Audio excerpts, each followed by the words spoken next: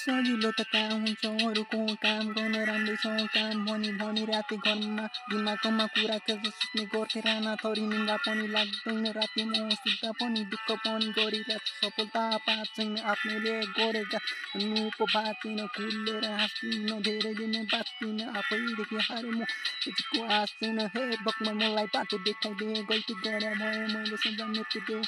हुन त गाह्रो बाटो आँखाबाट आँसु जस्तो ढुङ्गा खोज्दा त्यो त पाएको त्यो एउटा काँटा बिर्छ छैन त्यो दिन आउँछ मलाई याद खाना नुन भात अनि झुपडीमा बाँच छैन केही आश अब पछि सक्यो लाज बाँचेर नै काम छैन हो म जिउँदो लाज